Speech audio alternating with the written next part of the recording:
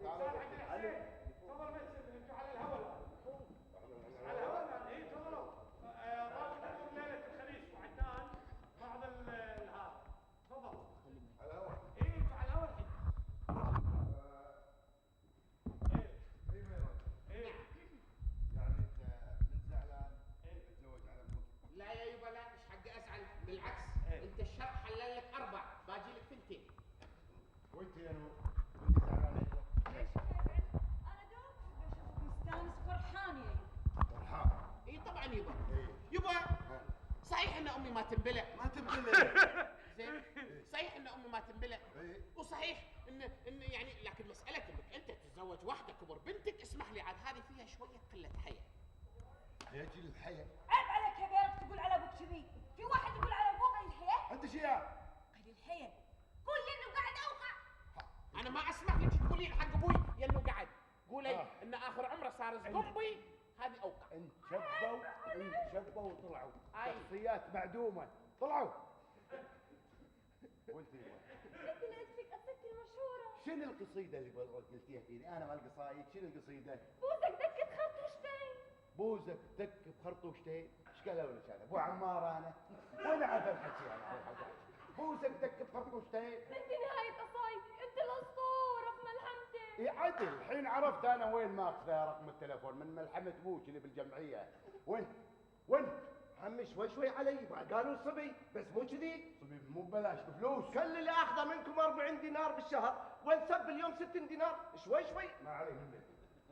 اي صفحان مشي. نعم تسوي كل شيء جاء الفروض كتبناها. حلو. والبوفيه ابي راهي. البوفيه ارقد وامن سويت لك بوفيه الديره كلها بتحكي عنه. عند 16 نفر. وينه؟ 11 وينه انا عودنا احنا الجمهور دائما نرجع للمسرح بشيء جديد على الاقل، والجمهور ما يرحم يعني الحقيقه، واحنا دائما نبحث عن النصوص المقبوله، النصوص الجماهيريه اللي ممكن الجمهور يتقبلها منا، لان احنا دائما نعودهم على ما هو جديد. فالحقيقه في هذه المسرحيه اللي هي مراهق في ال50، مسرحيه من المسرحيات الواقعيه الرومانسيه العاطفيه الاجتماعيه اللي على ما اعتقد في احنا الان خصوصا في المشاكل اللي نمر فيها احنا بامس الحاجه للمواضيع اللي تهم داخل الانسان او تهم الاسره وتهم المراه وتهم الزوج والزوجه. مراهق بال50 مسرحيه للكاتب الكبير توفيق الحكيم تحت اسم سر المنتحره. طبعا هذه المسرحيه مكتوبه قبل 40 أو 50 سنه، ولكن انا الفكره الحقيقه عجبتني، والفكره تناسب كل زمان ومكان وكل مجتمع، لان قصه انسانيه تدور احداثها بين الزوج وزوجته والمداخلات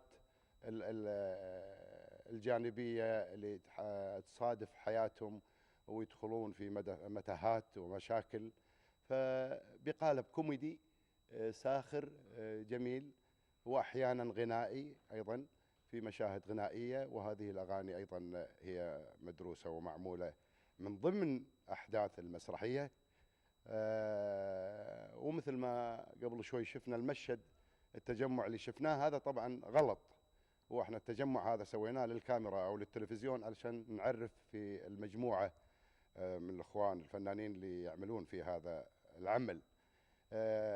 حاولنا ان كل واحد يقول جمله بس مو بالترتيب، يعني كل جمله او كل موقف كان من مشهد او من فصل معين، بس حبينا ان نظهر الاخوان كلهم ونعرف الستاف كله العاملين في هذا العمل للجمهور. ومثل ما انتم شايفين الديكور بعد ما خلص. ابو عدنان، سعداء بلقائك من استديو ليله خميس. معك في الاستديو نادين صيداني وعبد الحكيم السبتي. تسمعني واضح؟ اسمعك تفضل. طبعا احنا شفنا المشهد قبل قليل وفرحانين حقيقه، مشهد ظريف، وايضا احنا فرحانين بعوده الفنان الكبير عبد الحسين عبد الرضا الى خشبه المسرح مره اخرى. ولكن ابو عدنان الظاهر انك مزعل داوود ومتزوج على امه. اي اي طبعا. ابو عدنان، طبعا عرفنا ان نص المسرحيه اجتماعي. ليش ابتعدت في هالمسرحيه عن الجانب السياسي؟ والكل يتساءل يعني. اي هو الجانب، هو المسرح هو المطلوب انه ايضا الفنان يعني ينوع في اعماله، واحنا تناولنا كثير من الاعمال السياسيه والاسقاطات السياسيه اللي كانت دائما وارده في مسرحياتنا، وهذا ايضا لون. فاحنا ما نقدر ايضا احنا او انا بالدرجه الاولى بالنسبه لي ما ابي انا اعود الجمهور على لون معين من المسرحيات والاعمال، لان هذه المسرحيات او هذه الاعمال اللي فيها الخط السياسي اعمال متعبه، وبعدين مو كل واحد يتقبلها يعني. فلا بد ان احنا نقدم عمل يشاهده اكثر الجمهور العربي. فحاولنا، والان اصبحت السياسه ما ادري يعني احنا يعني شو نقول عن السياسه؟ السياسه اصبحت الان في متناول الجميع. نعم. الصحافه من صوب، والقنوات الفضائيه من صوب، والجرائد من صوب، فاصبحت ما في شيء يعني مخشوش. نعم. الكل عارف السياسه العالميه والسياسه الخارجيه وسياسه بلده وسياسه دول العالم. فالاسقاطات كانت فتره من الفترات كان يمر المسرح وهذه الاسقاطات لاقت نجاح كبير عند المشاهدين، ولكن الاستمرار في هذه النوعيه من الاعمال هذا خطا. فلا بد ان هناك ايضا تنويع بالنسبه للاعمال الاجتماعيه، الاعمال خصوصا الاعمال الاجتماعيه الكوميديه.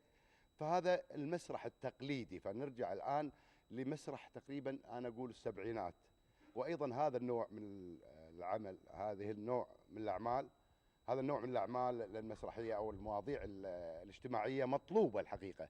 ففي كثير من الاخوان او المشاهدين يقولون لنا يا معودين احنا نبي مسرحياتكم القديمه، فلا رجعنا للمسرحيات القديمه والاكثرها اجتماعيه، تتكلم عن الاسره وعن البنت والولد والاب وارتباط الاب والابو. فهذه ايضا عوده لهذه النوعيه من الاعمال، ونتمنى ان الجمهور يتقبل هذه الاعمال. الفنان عبد هذا الحسين عبد العمل الرضا. وحاضري. ابو عدنان، يمكن كلنا شوقتنا لحضور المسرحيه، بس بنتساءل امتى حيبلش العرض الجماهيري لمسرحيه مراهق في ما ال50؟ اسمع، مو واضح. يمكن نحن من خلال حديثك شوقتنا لمشاهده المسرحيه، بدنا نعرف امتى حيبتدي العرض. اي الحقيقه المسرح الان قاعدين يجهزون الحقيقه في صيانه تامه، ونشكر معالي وزير الاعلام الشيخ سعود والاستاذ الدكتور سليمان العسكري والاخوان القائمين على الحركه المسرحيه، المسؤولين الحركه المسرحيه في مجلس الفنون والاداب. والحقيقه ما قصروا وجهزوا لنا المسرح تجهيز من الكراسي ومن ديكور ومن اشياء كثيره، واحنا بالنسبه لعملنا جاهز. كل ما هناك بعض التصليحات الاخيره، ويعني خلال ايام بالكثير اسبوع، بالكثير على ما اعتقد اسبوع 10 ايام هذه التصليحات تنتهي، واحنا نقدر نقول ان راح نقدم ان شاء الله اول الشهر اذا سلمونا المسرح. بس ما افتكر راح نطول اكثر من اول الشهر، يعني اول 11.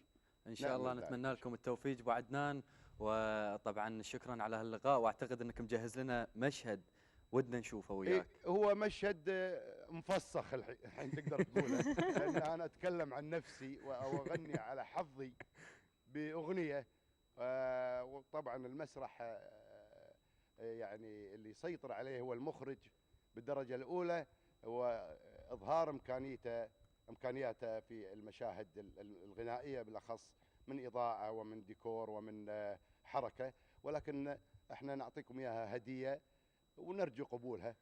وسمعوا صوتي يعني. تفضل يا ابو عدنان. تفضل، واكيد حلوه يعني احنا متوقعينها قبل لا نشوفها. وشكرا لك. يعطيك الف عافيه. شكرا.